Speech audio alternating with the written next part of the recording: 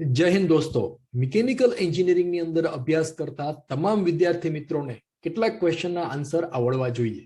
આ ટોપ 25 ક્વેશ્ચન અને તેના આન્સર એના વિશે આજના વિડીયોમાં આપણે ચર્ચા કરીશું. આજના વિડીયોની અંદર છેલ્લા 5 વર્ષમાં પૂછાયેલા મોટાભાગના ક્વેશ્ચન્સ અને તેના આન્સર આમાં કવર કરેલા છે. This is part 1. તો આપણને ખબર છે યુનિવર્સિટીની એક્ઝામનું ક્વેશ્ચન પેપર કંઈક આવી રીતે હોય છે. ટોટલ 5 ક્વેશ્ચન હોય છે, 14 માર્કનો એક ક્વેશ્ચન હોય છે અને પહેલો ક્વેશ્ચન જે હોય છે એની અંદર 2 માર્કના 10 ક્વેશ્ચન પૂછાય છે, જેમાંથી 7 ક્વેશ્ચન એટેન્ડ કરવાના હોય છે અને બીજાથી 5મા ક્વેશ્ચનની અંદર એબીસી અથવા એબીસીડી એવી રીતે ઓપ્શન આપેલા હોય છે. તો આ પેપરની અંદર ટોટલ અંદાજિત 40 ક્વેશ્ચન હોય છે. તો એ 40 ક્વેશ્ચન કયા કયા હોઈ શકે છે તેના વિશે આજના વિડીયોમાં આપણે ચર્ચા કરીશું. ક્વેશ્ચન નંબર 1, કમ્પ્રેસ કરેલી હવાનો ઉપયોગ જણાવો. ઓગસ્ટ 2021માં 2 માર્ક્સમાં આ ક્વેશ્ચન પૂછાયેલો છે. કોઈ પણ એન્જિનિયરને આનો આન્સર લખતા આવડવો જોઈએ. આના ઉપયોગો જે છે એ આપણને બધાને ખબર છે, ઘણા બધા ઉપયોગો છે. આનો આન્સર વ્યક્તિ દીઠ બદલાઈ શકે છે, પણ આપણે કેટલાક સેમ્પલ જોઈએ કે કમ્પ્રેસ્ડ એરનો ઉપયોગ ક્યાં હોઈ શકે છે. સૌથી પહેલો ઉપયોગ છે ન્યુમેટિક ડિવાઇસીસની અંદર. મોટા ભાગના ન્યુમેટિક ડિવાઇસ, દાખલા તરીકે pneumatic drill, pneumatic hammer, range, આ બધા કમ્પ્રેસ્ડ એરનો ઉપયોગ કરે છે. ત્યાર પછી કમ્પ્રેસ્ડ એરનો ઉપયોગ થાય છે એરોસ્પેસ, ઓટોમોબાઈલ, મેન્યુફેક્ચરિંગ ઇન્ડસ્ટ્રીઝ વગેરેમાં થાય છે.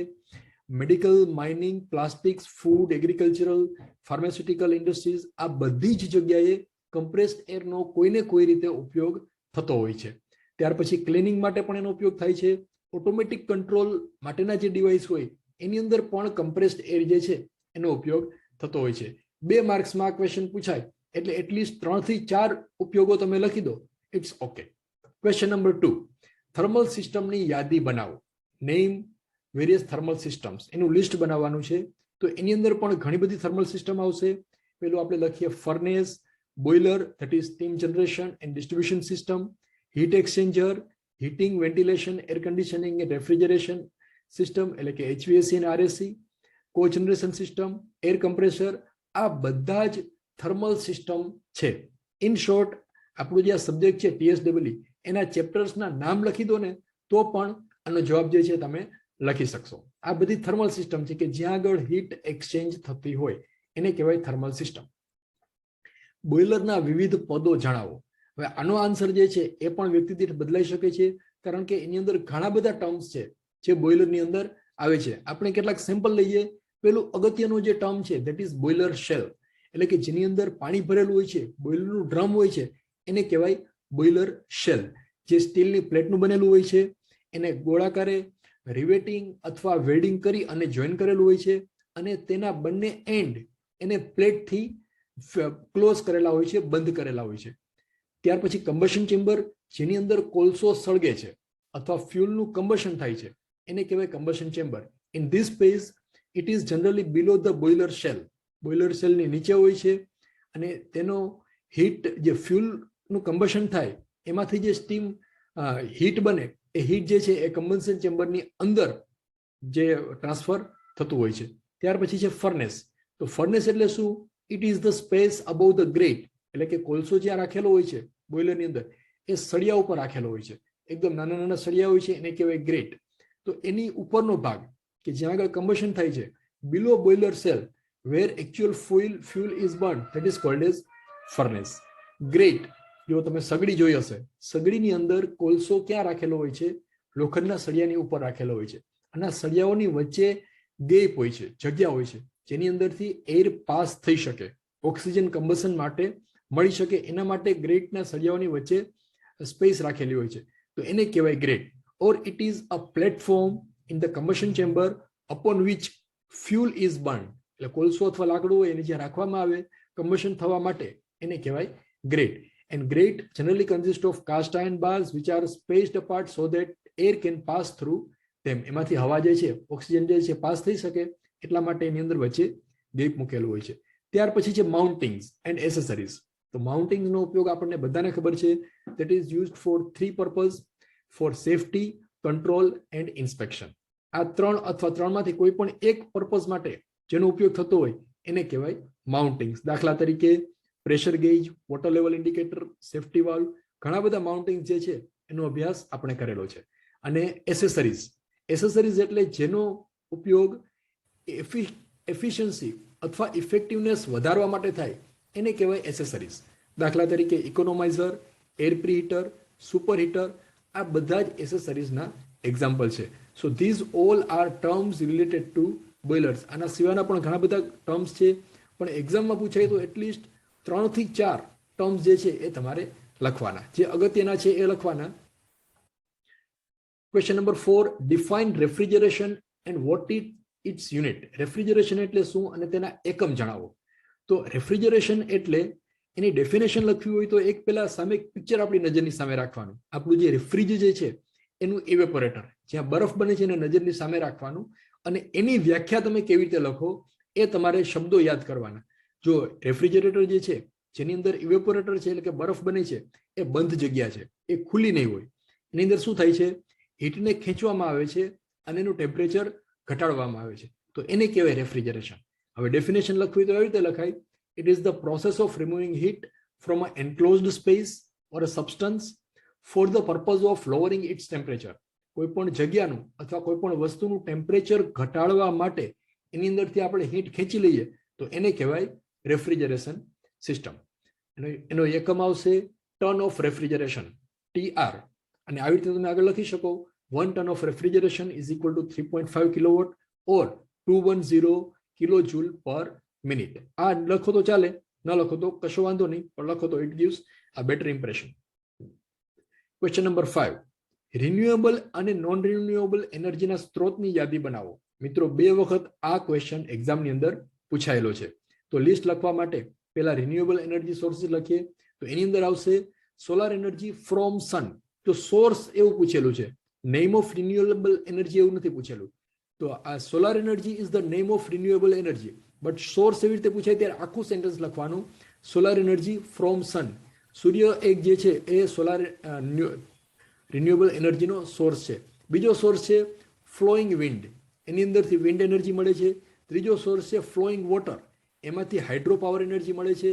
ચોથો સોર્સ છે પ્લાન્ટ, જેની અંદરથી બાયોમાસ મળે છે. અને પાંચમો સોર્સ છે હીટ ઇનસાઇડ ધ અર્થ, જેની અંદરથી જીઓથર્મલ એનર્જી મળે છે. તો આ બધા સોર્સ ઓફ રિન્યુએબલ એનર્જી છે, sun, wind, flowing water, plant and heat inside the earth.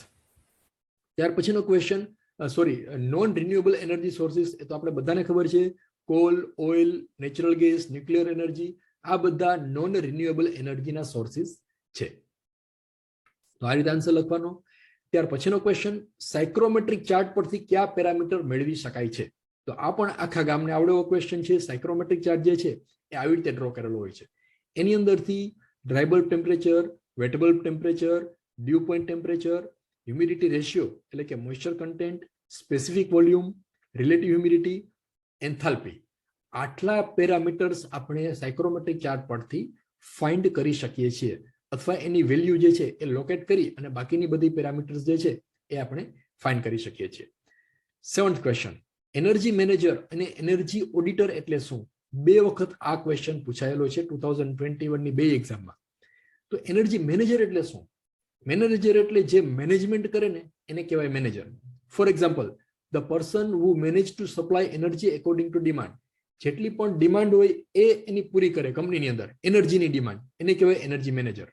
He creates and monitors the utility budget, એટલે કે આખા વર્ષની અંદર કેટલી એનર્જી જોશે, કેટલો કોલસો જોશે, એનું જે મેનેજમેન્ટ કરે એને કહેવાય એનર્જી મેનેજર. એનર્જી ઓડિટર એટલે શું? કે એ ઓડિટ કરે, એ ચેક કરે કે આ જે વર્ક થયેલું છે એ બરોબર છે કે નહીં, જે એનર્જી કન્ઝ્યુમ થાય છે એ બરોબર થાય છે કે નહીં. The person who reviews the supplied energy and review the system. સિસ્ટમને રિવ્યુ કરે અને એનર્જી જે સપ્લાય કરેલી છે એને રિવ્યુ કરે અને એની અંદર ઇન્સ્પેક્શન કરી અને અત્યારે જે એનર્જી થાય છે એને ઓપ્ટિમમ કેવી રીતે કરવી, એનો વપરાશ ઘટાડી અને આઉટપુટ વધારવું કેવી રીતે, ટુ ઓપ્ટિમાઇઝ ધ એફિશિયન્સી અને ટુ મિનિમાઇઝ ધ કોસ્ટ. આ એનર્જી ઓડિટરનું ફંક્શન છે. Question number 8, list various primary and secondary energy sources. Primary અને સેકન્ડરી એનર્જી સોર્સ છે તેની યાદી બનાવો. તો પ્રાઇમરી સોર્સ એટલે શું? Which does not need any transformation. જે એનર્જીને ડાયરેક્ટલી યુઝ કરી શકાય, એમાં ટ્રાન્સફોર્મેશનની કોઈ જરૂરિયાત રહે નહીં, એને કહેવાય primary source of energy. For example, call, oil, natural gas, nuclear energy, blowing wind, flowing water, biomass etcetera. આ બધા પ્રાઇમરી સોર્સ કહેવાય. અને સેકન્ડરી સોર્સ એટલે કે જેની અંદર ટ્રાન્સફોર્મેશન થાય છે. For example electricity, hydrogen heat, chemical energy in the batteries. આ બધા જે સોર્સ છે એની અંદર શું થાય, ઇલેક્ટ્રિસિટી પ્રોડ્યુસ કરવી હોય તો આપણે કોલસાને બાળવો પડે અને ત્યાર પછી ઇલેક્ટ્રિસિટી પ્રોડ્યુસ થાય. તો એ સેકન્ડરી સોર્સ કહેવાય, કે જે વાયા વાયા આવે એને કહેવાય સેકન્ડરી સોર્સ, અને ડાયરેક્ટલી અવેલેબલ હોય એને કહેવાય પ્રાઇમરી સોર્સ. એર કન્ડિશનિંગમાં ઇનફિલ્ટ્રેશન એટલે શું? What is infiltration in air conditioning? તો આનો આન્સર લખતા પહેલા આપણે એક એક્ઝામ્પલ જોઈએ ક્લાસરૂમનું અથવા કોઈ પણ રૂમનું. જો આ રીતે કોઈ રૂમ હોઈ શકે, એની અંદર બારી દરવાજા હોય, પંખા હોય, એર વેન્ટિલેશન હોય, તો એની અંદર એક ઓપ્શન છે અહીંયા, જે દરવાજા હોય ને એની તિરાડ હોય છે, જો આવી રીતે એની અંદરથી બહારની હવા અંદર આવતી હોય તો એને કહેવાય ઇન્ફિલ્ટ્રેશન અથવા air leakage. Infiltration is the unintentional or accidental introduction of outside air. એટલે કે જાણી જોઈને રાખેલું નથી હોતું, એ અનઇન્ટેન્શનલ હોય છે અથવા અકસ્માતે આવી જતું હોય છે. તો આ રીતે બિલ્ડિંગની અંદર બહારની હવા જે આવે છે એને કહેવાય infiltration through the cracks or any other media. ડોરનું જે પેસેજ હોય એમાંથી પણ આવી શકે છે, તો આને કહેવાય infiltration. It is also cold as air leakage. દોસ્તો 2 માર્ક્સમાં આ ક્વેશ્ચન ઘણી પૂછાવાની પૂરેપૂરી સંભાવના છે. સ્ટીમ ટ્રેપ એટલે શું? What is the function of steam trap? તો એ નામ ઉપરથી જ ખબર પડી જાય છે. ટ્રેપ એટલે પકડવું, સ્ટીમ એટલે સ્ટીમ વરાળ, વરાળને પકડવાનું જે કામ કરે છે એને કહેવાય સ્ટીમ ટ્રેપ. એટલે કે પાઇપલાઇન જે બોઇલરની અંદર હોય, સ્ટીમની પાઇપલાઇન જેની અંદર સ્ટીમ સર્ક્યુલેટ થતી હોય, જો અહીંયા દર્શાવેલું છે, બોઇલરમાંથી સ્ટીમ નીકળે તો આવી રીતે સર્ક્યુલેટ થતી હોય છે. તો આ સ્ટીમ જે પાઇપલાઇનની અંદર જાય ત્યારે એનું કન્ડેન્સેશન થઈ જતું હોય છે. એટલે કે સ્ટીમમાંથી કેટલોક પોર્શન હોય એમાંથી પાણી બની જાય. બધી સ્ટીમમાંથી પાણી ન બને, પણ કેટલીક સ્ટીમ હોય એમાંથી પાણી બની જતું હોય છે. તો આ પાણી જે છે એને કહેવાય કન્ડેન્સેટ. તો આ કન્ડેન્સેટ જે હોય પાઇપલાઇનની અંદર એને આપણે દૂર કરવો પડે. એ પાઇપલાઇનની અંદર રહીએ તો બીજા ઘણા બધા પ્રોબ્લેમ થવાની સંભાવના છે. તો એ પાણીને બહાર કેવી રીતે કાઢવું, અથવા એની અંદર જે એર બબલ્સ હોય આની અંદર, તો એને બહાર કેવી રીતે કાઢવા, અથવા ઇનકન્ડેન્સેબલ ગેસીસ, એવા ગેસ કે જેનું કન્ડેન્સેશન ના થાય, એ બધાને બહાર કાઢવા માટે એની અંદર સ્ટીમ ટ્રેપ હોય છે. એટલે સ્ટીમ ટ્રેપ શું કરે, આ બધું જે છે પાણી છે, હવા છે અને ઇનકન્ડેન્સેબલ ગેસીસ છે એને બહાર કાઢી નાખે અને સ્ટીમને પકડી રાખે, સ્ટીમને બહાર જવા દે નહીં. It does not allow the steam to go outside from the steam distribution system. Only it allows the exit of condensate, air and other incondensable gases. આટલું તમે લખી દો. આ 3 શબ્દો એના માટે અગત્યના છે: condensate, air, incondensable gases, and it does not allow the steam to go outside. આ ફંક્શન જે છે એ તમારે લખવાનું. આ ફિગર ડ્રો કરવાની જરૂર નથી, ડ્રો કરો તો ચાલે. It gives good impression. Even steam ટ્રેપની બીજી કોઈ ફિગર તમને ડ્રો કરતા આવડતી હોય તો એ પણ તમે અહીંયા ડ્રો કરી શકો છો. ક્વેશ્ચન નંબર 11, એલએમટીડી એટલે શું? What do you mean by LMTD? Explain in brief. તો એ સમજવા માટે આપણે પહેલા એક નાનકડો પાઇપ લઈએ જેની અંદરથી હોટ વોટર ઇન થાય છે. દાખલા તરીકે આવી રીતે આમ એક ગરમ પાણી એક પાઇપલાઇનની અંદરથી પાસ થાય છે અને એનું ટેમ્પરેચર THI છે. હોટ ઇન એટલે ગરમ પાણી જે અંદર એન્ટર થાય છે એનું ટેમ્પરેચર THI છે. હવે આ પાઇપલાઇનની ફરતે એક શેલ છે, એટલે કે એક શેલની અંદર આ પાઇપલાઇન છે જેની અંદર ઠંડુ પાણી એન્ટર કરવામાં આવે છે. દાખલા તરીકે આવી રીતે કોલ્ડ વોટર ઇન, તો એની અંદર એનું ટેમ્પરેચર ઓછું હશે, એને આપણે કહીએ TCI. એને ગ્રાફમાં દર્શાવ્યું તો આવી રીતે દર્શાવી શકાય.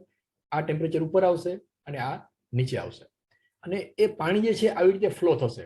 ગરમ પાણી રેડ કલરની પાઇપલાઇનમાંથી પાસ થશે અને ઠંડુ પાણી જે છે એ ગ્રીન કલરની પાઇપલાઇનમાંથી પાસ થશે. મિત્રો, આ બંને ફ્લુઇડ એકબીજામાં મિક્સ થતા નથી, પણ એ બંનેની વચ્ચે હીટ ટ્રાન્સફર થશે, હીટ એક્સચેન્જ થશે. કે ગરમ પાણી છે એમાંથી હીટ ઠંડા પાણીમાં જશે તો શું થશે? ટેમ્પરેચરમાં શું ફરક પડશે? ઠંડુ પાણી છે એનું ટેમ્પરેચર વધશે, ગરમ પાણીનું ટેમ્પરેચર ઘટશે. અને અહીંયા જે ફ્લોની ડાયરેક્શન જે છે એ બેની સમાંતર છે. ગરમ પાણી અને ઠંડુ પાણી બે એક જ દિશામાં આગળ વધે છે, એટલે એને કહેવાય parallel flow. Direction of flow is parallel flow. અને અહીંયા આગળ ગરમ પાણીનું ટેમ્પરેચર ઘટશે તો આઉટલેટ આગળનું ટેમ્પરેચર ઓછું હશે અને આપણે નામ આપીએ THO. અને આઉટલેટ પાસે ઠંડા પાણીનું ટેમ્પરેચર વધશે, એને આપણે નામ આપીએ TCO. રાઈટ? એટલે કે એને લાઈનથી ડ્રો કરો તો આવી રીતે ગ્રાફ આવશે. હોટ માટેનું ટેમ્પરેચર ઘટશે, કોલ્ડ માટેનું ટેમ્પરેચર વધશે. તો અહીંયા ઇનલેટ આગળનું ટેમ્પરેચર જે છે, ઇનલેટ એનો જે ટેમ્પરેચર ડિફરન્સ છે એને કહેવાય ડેલ્ટા T1. એટલે ડેલ્ટા T1 બરાબર શું આવશે? THI minus TCI. અને આઉટલેટ માટેનું જે ટેમ્પરેચર ડિફરન્સ છે એને કહેવાય ડેલ્ટા T2. તો એને લખવું તો આવી રીતે લખાય ડેલ્ટા T2 બરાબર THO માઇનસ TCO. બરાબર, આટલું બધાને સમજાઈ ગયું. હવે આ જે ડેલ્ટા T1 અને ડેલ્ટા T2 મળી ગયા એનો ઉપયોગ કરી અને લોગ મીન ટેમ્પરેચર ડિફરન્સ માટેનું ઇક્વેશન આવી રીતે છે LMTD is equal to delta T1 minus delta T2 divided by ln delta T1 minus ln delta T2. અથવા ઇક્વેશન આવી રીતે લખી શકાય LMTD is equal to delta T1 minus delta T2 upon ln delta T1 minus upon delta T2. આ બંને value એક સરખી આવશે. તો આ સાચું ઇક્વેશન છે. અને આપણે જે GTU ની સિલેબસની સાથે જે પ્રિન્ટ આઉટ આપેલી છે એની અંદર આ ઇક્વેશન લખેલું છે. અહીંયા ln અને બ્રેકેટમાં માઇનસ લખેલું છે. તો એમાં ભૂલ છે. અહીંયા ln એક વખત આવે પછી માઇનસ ln કરવું પડે આવી રીતે આમ, અથવા બ્રેકેટ આખો રાખવો હોય તો આ બેનો રેશિયો લેવો પડે. આવી રીતે ન કરી શકાય. આવી રીતે કરશો તો જવાબ ખોટો આવશે. પણ એક્ઝામની અંદર આમાંથી જોઈને લખેલું હશે તો એક્ઝામિનર જે છે માર્ક્સ આપશે, કારણ કે ડેટા શીટની અંદર એ ભૂલ છે. હવે LMTD કાઉન્ટર ફ્લો માટે કેવું હશે? એટલે કે આ જે આપણે એક્ઝામ્પલ લીધેલું છે ગરમ પાણી પાઇપલાઇનમાં એન્ટર થાય છે એનો ઉલટો કેસ. એટલે ગરમ પાણી પાઇપલાઇનમાં આવે છે અને ઠંડુ પાણી જે આવે છે એ સામેની દિશામાંથી આવે છે. આવી રીતે આમ cold water in from this direction. તો આવી રીતે એનું ટેમ્પરેચર આવશે. HI ઉપર હશે, TCI નીચે હશે, કારણ કે ઠંડુ પાણી એન્ટર થાય છે. તો હવે અહીંયા શું ફરક પડે છે જુઓ. ઠંડુ પાણી અહીંથી એન્ટર થાય છે અને આ બાજુ આગળ વધે છે, ગરમ પાણી આ ડાયરેક્શનમાં આગળ વધે છે. તો આને કહેવાય કાઉન્ટર ફ્લો. હવે કાઉન્ટર ફ્લો માટે LMTD નું ઇક્વેશન શું આવશે? આપણે ટેમ્પરેચર મૂકતા જઈએ. દાખલા તરીકે THI અહીંયા છે, બરાબર.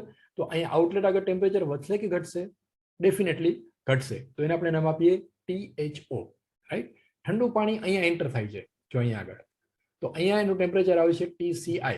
તો અહીંથી બહાર નીકળશે, આ ડાયરેક્શનમાં આગળ વધશે, તો ટેમ્પરેચરમાં શું ફરક પડશે? એનું ટેમ્પરેચર વધશે. તો એને આપણે દાખલા તરીકે નામ આપી દઈએ TCO અને એને લાઈન ડાયાગ્રામથી લાઈનથી જોઈન કરો તો આવી રીતે લાઈન આવશે. This is four hot and this is four cold. આ નીચે જે છે એ કોલ્ડ માટે છે. કોલ્ડનું ટેમ્પરેચર એ ડાયરેક્શનમાં વધે છે. તો હવે આના માટે પણ ડેલ્ટા T1 ડેલ્ટા T2 આગળના એક્ઝામ્પલની જેમ જ ગણવાનું. Delta T in delta T1 એટલે THI માઇનસ TCO અને ડેલ્ટા T2 એટલે THO માઇનસ TCI. જો શું ફરક પડે છે? અહીંયા ખાલી નામ બદલાઈ જાય છે, ઇક્વેશન સેમ રહેશે ડેલ્ટા T1 અને ડેલ્ટા T2, પણ અહીંયા HO અને HI સેમ છે, આ બદલાઈ જાય છે બે પેલા કરતા. આ CO અહીંયા આવી ગયું, CI અહીંયા આવી ગયું. જે પેરેલલ ફ્લો હશે એમાં શું હશે? અહીંયા CI હશે અને અહીંયા CO હશે, રાઈટ. આટલો ફરક છે. હવે ડેલ્ટા T1 અને ડેલ્ટા T2 ફાઇન કરી લીધા પછીનું ઇક્વેશન બધા માટે સેમ જ છે જે આગળ લીધું હતું એ જ. Delta T1 minus delta T2 upon ln delta T1 upon delta T2. So this is the equation for counter flow. એક્ઝામની અંદર પૂછે તો તમે બે ઇક્વેશન લખી શકો છો અને આવી રીતે એનું ક્લેરિફિકેશન લખવાનું. આ ઇક્વેશનમાં પણ ફરી પાછી ભૂલ છે, જો અહીંયા બ્રેકેટ આવવું જોઈએ. આવી રીતે આમ bracket this minus ln of this એ પ્રમાણે ગણો તો ઇક્વેશન સાચું કહેવાય. આની અંદર સિન્ટેક્સ એરર છે એવું કહી શકાય. ત્યાર પછીનો ક્વેશ્ચન LMTD માટે આ કાઉન્ટર ફ્લો માટે આ જે અરેન્જમેન્ટ છે એ એક્ઝામની અંદર આપેલી છે, તો જોઈને તમે લખી દો તો પણ ચાલે. અને આ પેરેલલ ફ્લો માટેની અરેન્જમેન્ટ જે છે એ પણ જે રાઇટઅપ આપેલું હશે, પેલું જે પ્રિન્ટ આઉટ આપેલી હશે, ડેટા શીટ આપેલી હશે એની અંદર એ પણ આપેલું છે. પેરેલલ ફ્લો માટે આ અને કાઉન્ટર ફ્લો માટે આ આવશે. તો આ ઇક્વેશનમાં જે ભૂલ છે એ આપણે જે ચર્ચા કરી એ પ્રમાણે તમારે એમાં કરેક્શન કરી દેવાનું. ફ્રી એર ડિલિવરીની વ્યાખ્યા આપો. What is free air delivery? મિત્રો, આ સમજવા માટે આપણે પહેલા એક એક્ઝામ્પલ લઈએ. It is the capacity of the compressor. જો આની ડેફિનેશન લખેલી છે, ડેફિનેશન પછી વાંચશું, અત્યારે વાંચશો તો ઉપર થઈ જશે. હું તમને એક એક્ઝામ્પલ આપું. ધારો કે આપણે કોઈ ખુલ્લી હવા છે, 100 મીટર ક્યુબ જેટલી હવાને આપણે પકડીએ, આટલી વધારે છે, એટમોસ્ફેરિક પ્રેશર આગળ છે. હવે એને આપણે કમ્પ્રેસરની મદદથી કમ્પ્રેસ કરીએ એટલે એનું વોલ્યુમ ઘટતું જશે. ઘટતા ધારો કે એકદમ ઘટીને 10 મીટર ક્યુબ થઈ જાય છે અથવા 1 મીટર ક્યુબ થઈ જાય છે. તો એનું ઓરિજિનલ વોલ્યુમ કેટલું હતું? 100 મીટર ક્યુબ. એને કમ્પ્રેસ કર્યા પછી એનું ધારો કે 10 મીટર ક્યુબ વોલ્યુમ થાય છે. એનું પ્રેશર વધી જશે, ધારો કે 10 બાર જેટલું પ્રેશર છે. તો એનું જે 10 બાર પ્રેશર આગળ જે એર સ્ટોર થયેલી છે એનું ફ્રી એર ડિલિવરી વોલ્યુમ કહેવાય 100 metre cube at 10 bar discharge pressure. Clear? એટલે કે જ્યારે કમ્પ્રેસ કરેલી હવા છે એ જે કમ્પ્રેસરના ટેન્કમાં સ્ટોર કરેલી છે એ એના ઇનલેટ કન્ડિશન આગળ હોય ત્યારે એનું જે વોલ્યુમ હોય એને કહેવાય free air delivery. compressed air is stored in the compressor tank the volume of this compressed air when it was at the inlet condition is called as free air delivery.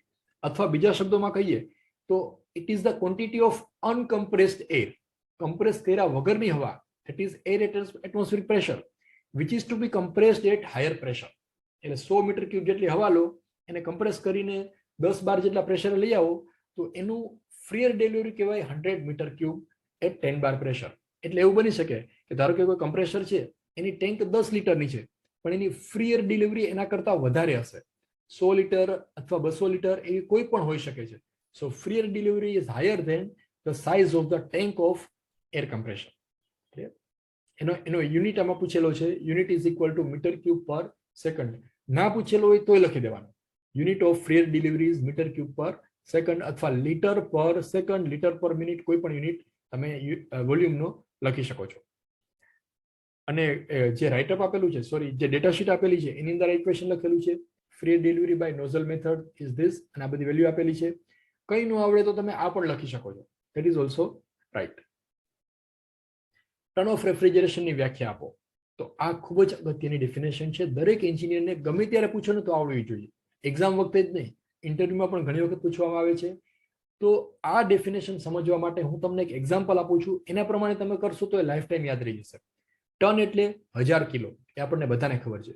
તો આપણે ધારો કે 1 ton જેટલો બરફ લઈએ, 1000 kilogram જેટલો બરફ લઈએ, આવી રીતે, અને 24 કલાક સુધી એને રાખવામાં આવે તો બરફમાંથી પાણી થઈ જાય, ઓબ્વિયસલી એને કહેવાય મેલ્ટિંગ, એટલે બરફ જે ઓગળી જાય અને એમાંથી પાણી બની જાય, રાઈટ. અને એનું ઉલટું, જો એને હીટ આપો તો પાણી બની જાય, અને પાણીમાંથી હીટ ખેંચી લઈએ તો શું થાય, પાછું બરફ, પાણીમાંથી પાછું બરફ બની જાય, તો એને કહેવાય ફ્રીઝિંગ પ્રોસેસ. આ બધાને ખબર છે, મેલ્ટિંગ એટલે બરફમાંથી પાણી બનવું, ફ્રીઝિંગ એટલે પાણીમાંથી બરફ બનવું. તો આ બે પ્રોસેસ માટે હીટ એક્સચેન્જ થાય છે, હીટ ટ્રાન્સફર થાય છે. મેલ્ટિંગ થાય તો એની અંદર હીટ બહાર નીકળશે, અને ફ્રીઝિંગ થશે એટલે કે આપણે હીટ આપવી પડશે, અને ફ્રીઝિંગ થશે તો હીટ એની અંદર એબ્સોર્બ થશે. તો આ પ્રોસેસ કરવા માટે 24 કલાક સુધી ટેમ્પરેચર મેન્ટેન કરવામાં આવે 0 ડિગ્રી સેન્ટીગ્રેડ, અને 24 કલાકની અંદર બરફમાંથી પાણી બને અથવા પાણીમાંથી બરફ બને તો જે હીટ ટ્રાન્સફર રેટ હોય એને કહેવાય ton of refrigeration. There is full melting of ice to water. તો અહીંયા ટેમ્પરેચર કોન્સ્ટન્ટ રાખવામાં આવે છે 0 ડિગ્રી સેન્ટીગ્રેડ, એટલે આ હીટ જે છે એને કહેવાય લેટેન્ટ હીટ, ગુપ્ત ઉષ્મા. અથવા એને શબ્દોમાં લખો તો આવી રીતે લખાય, the rate of heat extraction from water is ton of refrigeration. એને લખાય TR, બરાબર. અને 1 ton of refrigeration is equal to 3.5 kilowatt અથવા 3.5 કિલોજુલ પર સેકન્ડ ઓર 210 કિલોજુલ પર મિનિટ. ઇન શોર્ટ, 1000 કિલો બરફ હોય એમાંથી પાણી બની જાય તો એ પાણી બનવા માટે 24 કલાક જેટલો ટાઈમ લાગે, અને એનું ટેમ્પરેચર 0 ડિગ્રી સેન્ટીગ્રેડ મેન્ટેન કરવામાં આવે તો જે હીટ ટ્રાન્સફર થાય, જે હીટ એક્સચેન્જ રેટ હોય એને કહેવાય ટર્ન ઓફ રેફ્રિજરેશન. આદર્શ રેફ્રિજરેશન સાયકલ માટે COP દર્શાવો. આ તો આખા ગામને આવડશે. COP for ideal refrigeration cycle is equal to T2, that is lower temperature, divided by temperature difference T1 minus T2, where T1 is higher temperature, that is condenser temperature, condenser નું temperature, અને T2 એટલે lower temperature, that is evaporator નું temperature. Primary energy અને secondary energy વચ્ચેનો ભેદ સમજાવો. Primary energy એટલે શું? which is stored in the nature, found in the nature. It supplies net energy, દાખલા તરીકે coal, crude, wood, natural gas, nuclear and geothermal energy. આ બધી કુદરતમાં સ્ટોર થયેલી છે એટલે એને કહેવાય primary energy. And energy production ratio is very high in case of primary energy. અને સેકન્ડરી એનર્જી એટલે ઇટ સપ્લાયઝ ઝીરો નેટ એનર્જી, એટલે પોતે કંઈ એનર્જી સોર્સ નથી, but it is converted from primary source of energy. For example electricity, hydrogen heat, આ બધા જે છે ને એ સેકન્ડરી એનર્જી કહેવાય, કારણ કે પોતે એનર્જી સોર્સ નથી, but it is converted from some primary source of energy. Boiler પરફોર્મન્સના મૂલ્યાંકન કરવા માટેની રીતો લખો. તો એની બે જ રીત છે, ડાયરેક્ટ મેથડ અને ઇનડાયરેક્ટ મેથડ. એક્ઝામમાં પૂછાય ત્યારે આટલું લખીને મૂકી નહીં દેવાનું, આટલું લખીને પછી ત્યાં જગ્યા છોડી દેવાની, અને છેલ્લે ટાઈમ વધે તો એની ડિટેલ આવી રીતે લખવાની. ડાયરેક્ટ મેથડ એટલે શું? તો એની અંદર નાનકડો લાઈન ડાયાગ્રામ ડ્રો કરો. દાખલા તરીકે આ બોઇલર છે, એમાંથી પાણી અને ફ્યુલ આપણે આપીએ, અને બોઇલર આપણને સ્ટીમ એટ પ્રેશર, ટેમ્પરેચર અને રેટ, બોઇલર આપણને સ્ટીમ આપે છે અને આપણે બોઇલરને પાણી અને ફ્યુલ આપીએ છીએ. તો ડાયરેક્ટ મેથડની અંદર શું થાય? we do direct measurement of input and output. Input શું છે? Heat produced by burning fuel. આ ઇક્વેશન આપણે ડેટાબેઝ શીટની અંદર આપેલું છે. Energy by burning fuel is equal to mf into cv of the coal. આ પણ ડેટા શીટમાં આપેલું છે. And output શું થશે? Output is the actual heat utilized for steam generation. એનું ઇક્વેશન પણ ડેટા શીટની અંદર આપેલું છે. That is mass of steam multiplied by heat gained by steam, ms into hs minus hfw. And thermal efficiency is equal to output upon input. એટલે આવી રીતે equation આવશે. ms into hs minus hfw upon mf into cv into 100%. So this is direct method. એટલે આ તમે data શીટની અંદર જોઈને સીધું લખી શકો છો, ખાલી થોડાક શબ્દો ગોઠવવાના છે. તો આ ઇનપુટ થઈ ગયું. હવે ઇનડાયરેક્ટ મેથડની અંદર શું હોય? એની અંદર આપણે શું કરીએ છીએ? બધા લોસીસ કેલ્ક્યુલેટ કરીએ છીએ. Boiler performance is evaluated by all the losses by calculating the losses and it is deducted from 100%. એટલે efficiency is equal to 100% minus sum of losses. તો અને કયા કયા લોસીસ આવે છે એ પણ ડેટા શીટની અંદર આપેલું છે. L1 is equal to losses due to dry flue gas. L2 is the losses due to evaporation of water formed due to hydrogen in water. L3 is loss due to moisture present in fuel.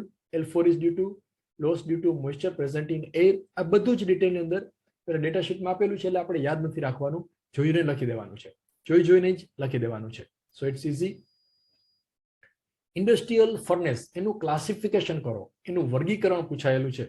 તો એ લખવા માટે પહેલા આપણે criteria લખીએ કે કયા ક્રાઇટેરિયાના આધારે આપણે એનું વર્ગીકરણ કરીએ છીએ. તો પહેલો ક્રાઇટેરિયા છે heating surface, heating source. Heating સોર્સના આધારે જે ભઠ્ઠી હોય, જે ઉદ્યોગોમાં વપરાતી હોય, એનું 4 પ્રકારનું વર્ગીકરણ થઈ શકે: oil fired, gas fired, electrical fired અને કોલ ફાયર્ડ. બરાબર? આ ફન. સેકન્ડ, એઝ પર વર્ક, એ કેવી રીતે વર્ક કરે છે એના પ્રમાણેનું વર્ગીકરણ થઈ શકે. બેચ ટાઈપ, કન્ટિન્યુઅસ ટાઈપ અથવા સેમી કન્ટિન્યુઅસ ટાઈપ. એવી જ રીતે mode of waste heat recovery, એમાંથી જે હીટ બહાર નીકળે છે, વેસ્ટ જાય છે, એને કયા પ્રકારે એની રિકવરી કરવામાં આવે છે. ઇટ મે બી રિક્યુપરેટિવ અથવા રીજનરેટિવ. એના વિશે આપણે ડિટેલમાં જોઈશું કે કઈ રીતે ફર્નેસ વર્ક કરતી હોય છે. અને ફોર્થ, એસ્પેલ એપ્લિકેશન, એના ઉપયોગો પ્રમાણે એનિલિંગ ફર્નેસ, કાર્બ્યુરાઇઝિંગ, ટેમ્પરિંગ, ફોર્જિંગ અથવા રોલિંગ મિલ ફર્નેસ. આ બધા એના ક્લાસિફિકેશન છે. આ 4 આપેલા છે, એમાંથી કોઈ પણ 2 તમારે એક્ઝામની અંદર લખવાના, તો પૂરા માર્ક આવશે. 2 ની અંદર એનું ક્લાસિફિકેશન જે આવતું હોય, 3, 4, આ 2 અથવા 5, જે યાદ રહે એ તમારે એક્ઝામની અંદર લખવાનું રહેશે. ડિફાઇન કોજનરેશન. તો દોસ્તો, કોજનરેશન સમજવા માટે હું તમને એક એક્ઝામ્પલ આપું છું, એનાથી તમને લાઈફ ટાઈમ આનો મિનિંગ યાદ રહી જશે. કોજનરેશન, કો એટલે સાથે, જનરેટ એટલે પ્રોડ્યુસ કરવું. જો કોઈ પણ ફેક્ટરી હોય એની અંદર ઇલેક્ટ્રિસિટીની જરૂર પડતી જ હોય છે, અને મોટાભાગની ફેક્ટરીની અંદર સ્ટીમ અને હીટનો ઉપયોગ થતો હોય છે, કોઈને કોઈ સ્વરૂપમાં, સ્ટીમ અથવા હીટ. દાખલા તરીકે textile mill, sugar mill, food processing unit, paper mill, chemical plant, fertiliser plant, આ બધાની અંદર electricity plus steam plus heat આનો ઉપયોગ થતો હોય છે. તો આપણે શું કરી શકીએ? કોઈ પણ ફેક્ટરીની અંદર જ્યાં હીટ અને ઇલેક્ટ્રિસિટી બેનો ઉપયોગ થાય સિંગલ પ્લાન્ટમાંથી, અને એની અંદરથી હીટ અને ઇલેક્ટ્રિસિટી બે પ્રોડ્યુસ કરવામાં આવે ફ્રોમ ધ સિંગલ સોર્સ.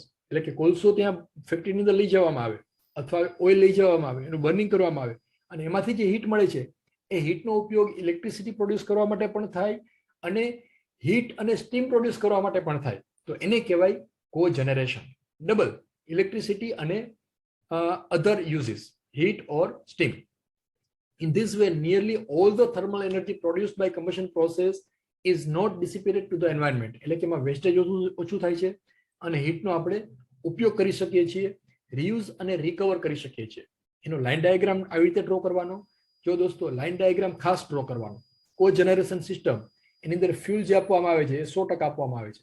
એમાંથી કેટલોક પોર્શન જે છે એ ઇલેક્ટ્રિસિટી પ્રોડ્યુસ કરવા માટે થાય છે અને કેટલોક પોર્શન હીટિંગ અને અધર પર્પસ માટે થાય છે.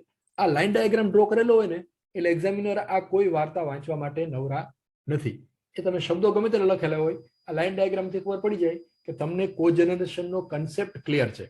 If factories produces steam or heat for the process and it also produces electricity, it is called as cogeneration. શબ્દમાં લખવું હોય તો આવી રીતે લખી શકાય. Factory can produce on electricity. જો આનો ફાયદો છે કોજનરેશનનો, એવી રીતે પણ પૂછાય કે કોજનરેશનના ફાયદા શું છે. તો પહેલો ફાયદો એ કે ઇલેક્ટ્રિસિટી ઉપર આપણે ડિપેન્ડન્સી નથી રહેતી. કંપની પોતે જ ઇલેક્ટ્રિસિટી પ્રોડ્યુસ કરે છે, એટલે પાવર સપ્લાયની ડિપેન્ડન્સી એની ઘટી જાય છે. And it is economical and reliable. એટલે પોતાની જ ઇલેક્ટ્રિસિટી હોય એટલે એ રિલાયબિલિટી વધારે છે અને એની અંદર ઇકોનોમી પણ બેનિફિશિયલ રહે છે, એને સસ્તું પડે છે. હીટ ડ્યુટી એટલે શું? Define heat duty for a heat exchanger. Heat duty fine કરવા માટે it is the amount of heat transferred from hot fluid to cold fluid in unit time. એટલે એકમ સમયમાં જે ગરમ ફ્લુઇડ હોય એ અને ઠંડુ ફ્લુઇડ એની વચ્ચે જે હીટ ટ્રાન્સફરનો રેટ હોય એને કહેવાય હીટ ડ્યુટી.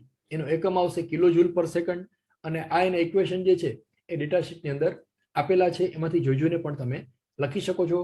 પણ આ સેન્ટેન્સ લખવું અગત્યનું છે. હોટ ફ્લુઇડ અને કોલ્ડ ફ્લુઇડ વચ્ચે જે હીટ ટ્રાન્સફર થાય છે પર unit rate per unit time, that is called as heat duty, અને એનો એકમ આવશે કિલો જૂલ પર સેકન્ડ અથવા જૂલ પર second. Question number 20. State the relation between COP and પર kilowatt per ton of refrigeration. આ બે વચ્ચેનો રિલેશન આપણે લખવાનો છે. તો જો kilowatt per ton of refrigeration, that is the power consumption per ton of refrigeration. એટલે કે 1 ટન કુલિંગ કરવું હોય તો એના માટે કેટલી ઇલેક્ટ્રિસિટી જોઈએ ઇન ટર્મ્સ ઓફ કિલોવોટ, એને કહેવાય kilowatt per ton of refrigeration. એ અને COP એટલે શું? Refrigeration capacity upon power consumed. આપણને ખબર છે. તો આ બે વચ્ચેનું રિલેશન શું છે? તો આ એનો રિલેશન છે. COP is equal to 12 upon kilowatt per ton divided by 3.412. આ ઇમ્પેરિકલ રિલેશન છે, કોઈ રીતે ડિરાઈવ કરેલો છે તો એ તમારે યાદ રાખવાનું રહેશે.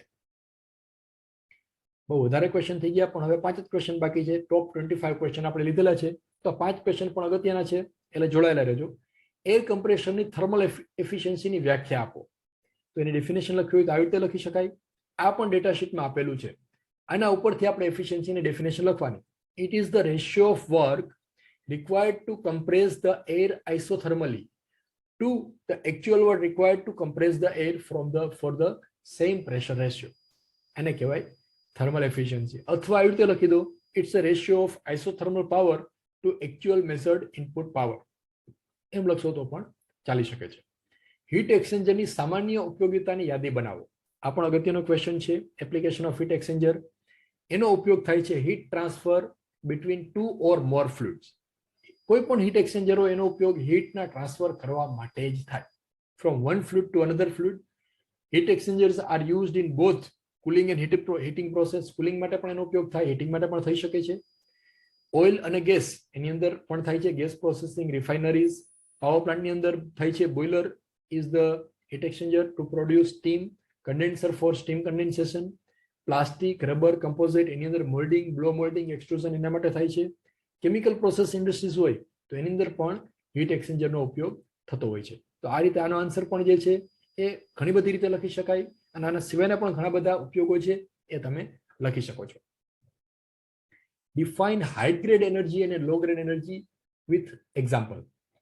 તો આ એક્ઝામ્પલનો આન્સર સમજવા માટે પહેલા આપણે એક નાનકડું એક્ઝામ્પલ લઈએ. ધારો કે કોઈ ઓટોમોબાઈલ વ્હીકલ છે, એનું વ્હીલ આપણે ચલાવીએ છીએ, એમાં બ્રેક લગાવો તો શું થાય? બ્રેક લગાવવા માટે આપણે પાવર અથવા એનર્જી આપવી પડે, એના ઉપર વર્ક કરવું પડે, બરાબર? તો આ વર્ક ગયું ક્યાં? એ વર્ક ક્યાં ગયું કે એ જે બ્રેક લગાવશો ને એટલે ગરમ થશે, એનું ડ્રમ ગરમ થશે, એટલે હીટમાં કન્વર્ઝન થયું. Conversion of work to heat. હવે આ હીટ જે છે એનો ઉપયોગ કરી અને ફરી પાછું આપણે વ્હીકલ ચલાવી શકશું? ના, નહીં ચલાવી શકીએ. It's a one way. So 100% work can be converted into heat, but 100% heat can not be converted into work. That is second law of thermodynamics. એનો બીજો નિયમ છે કે ફ્લો જે વર્ક જે છે એનું હીટમાં કન્વર્ઝન થાય, પણ હીટનું વર્કમાં કન્વર્ઝન થાય નહીં.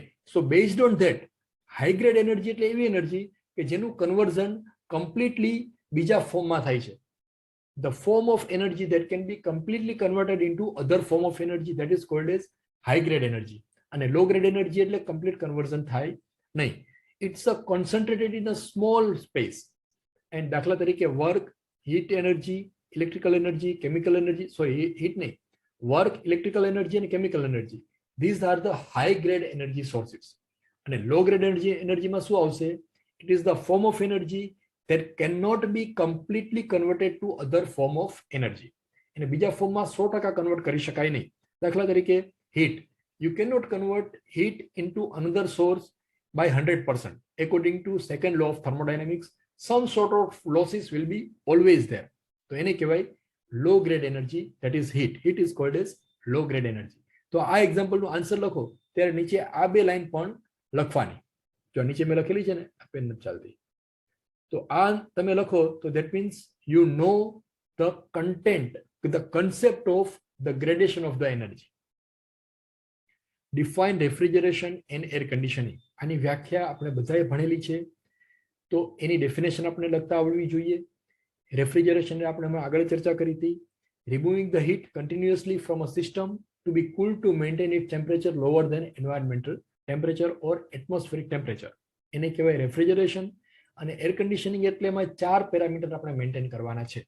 પહેલું ટેમ્પરેચર, બીજું વેલોસિટી અથવા ડિસ્ટ્રીબ્યુશન, હ્યુમિડિટી રેશિયો અથવા humidity and purity of air in a space, that is called as air conditioning. આ 4 પેરામીટરને આપણે કંટ્રોલ કરી લઈએ, મેન્ટેન કરી લઈએ, તો એને કહેવાય air conditioning system. State desirable characteristics of a fuel. Fuel એટલે કે બળતણની અંદર કઈ કઈ કેરેક્ટરિસ્ટિક્સ હોવી જોઈએ. મિત્રો આ ક્વેશ્ચન જે છે એ ઇન્ટરવ્યુમાં પૂછાવાની મહત્તમ સંભાવના છે કે તમારે કઈ ટાઈપનું ફ્યુલ જે છે એ પ્લાન્ટની અંદર યુઝ કરવું જોઈએ. તો એનો પહેલો સૌથી અગત્યનો ક્રાઇટેરિયા છે calorific value. Its calorific value must be high. ખાલી આટલું બોલી જાવ તો ન ચાલે, પછી તમારે એને એક્સપ્લેન કરી શકો કે કોલસો હોય છે, ફોર એક્ઝામ્પલ એન્થ્રેસાઇટ, બિટુમિનસ, સબબિટુમિનસ, લિગ્નાઇટ, તો એની અંદર એન્થ્રેસાઇટ કોલસો જે છે એની કેલોરિફિક વેલ્યુ ઘણી બધી વધારે છે, હાઈએસ્ટ છે. એટલે કે 1 કિલોગ્રામ એન્થ્રેસાઇટ કોલસો લઈએ, એને ગરમ કરો, એને સળગાવો તો જે હીટ મળે એ 1 કિલોગ્રામ લિગ્નાઇટ કોલસો લો એમાંથી જે હીટ મળે એના કરતાં ઘણી બધી વધારે હોય છે. એટલે એની કેલોરિફિક વેલ્યુ હાઈ છે. ઝારખંડ, ઓડિશા, છત્તીસગઢ આ બધા સ્ટેટની અંદર જે એન્થ્રેસાઇટ કોલસો જે છે એ પુષ્કળ પ્રમાણમાં મળે છે. એટલે કે તમે જો આ માલગાડીઓ જતી હોય છે, જે કોલસો લઈને જતી હોય છે, એ બધી ઝારખંડમાંથી નીકળતી હોય છે, ત્યાંથી કન્ટ્રીના બધા ભાગની અંદર એ જતી હોય છે. એવી રીતે લિગ્નાઇટ કોલસો છે એ એની કેલોરિફિક વેલ્યુ ઓછી છે, છતાં પણ પાવર પ્લાન્ટની અંદર એનો ઉપયોગ કરી શકાય. પણ ક્યારે કરી શકાય કે લિગ્નાઇટ જે કોલસો મળે છે એની જે ખાણ હોય છે એની બાજુમાં જ પાવર પ્લાન્ટ જો બનાવી દેવામાં આવે તો એની ટ્રાન્સપોર્ટેશન કોસ્ટ ઘટી જાય અને આપણે એનો ઉપયોગ કરી શકીએ. દાખલા તરીકે ગુજરાતની અંદર કચ્છ જે છે, કચ્છ અને સુરત આ બેની અંદર લિગ્નાઇટની ખાણો આવેલી છે. તો એ લિગ્નાઇટ જે કોલસો મળે છે એની બાજુમાં જ ત્યાં એના પાવર પ્લાન્ટ બનાવેલા છે. KLPP એટલે કચ્છ લિગ્નાઇટ પાવર પ્લાન્ટ અને SLPP એટલે કે સુરત લિગ્નાઇટ પાવર પ્લાન્ટ, આ બંને પાવર પ્લાન્ટ ત્યાં ગુજરાતની અંદર આવેલા છે. ઇન્ટરવ્યુમાં તમે આ ટાઈપનું એક્સપ્લેનેશન આપો તો ખબર પડે કે તમારી ટેકનિકલી તમે લોકો સાઉન્ડ છો. બીજું છે લેસ મોઇસ્ચર કન્ટેન્ટ. જે ફ્યુઅલ હોય એની અંદર ભેજનું પ્રમાણ ઓછું હોવું જોઈએ. અવેલેબિલિટી એટ લો કોસ્ટ, ઓછી કિંમતમાં પ્રાપ્ય હોવા જોઈએ. Combustion should not produce any harmful products. Storage cost should be less and easy to handle and transport, એટલે કે હેન્ડલિંગ અને ટ્રાન્સપોર્ટેશન ઇઝી હોવું જોઈએ. અને less combustible matter in the fuel. ફ્યુલમાં કમ્બશન થાય ન થાય એવા પાર્ટ્સ મિનિમમ હોવા જોઈએ. So these all are the desirable characteristics of any fuel. તો મિત્રો આપણે બીજા ભાગની અંદર જોઈશું આ જ ચેપ્ટરના અલગ અલગ સોલ્ડ એક્ઝામ્પલ. જો તમને સારું લાગેલું હોય તો તમે કમેન્ટ બોક્સમાં લખી શકો છો, લાઈક કરી શકો છો, જેથી કરીને બીજા ભાગની અંદર આપણે બધા સોલ્ડ એક્ઝામ્પલ જે છે એ ગણીશું. C you, take care.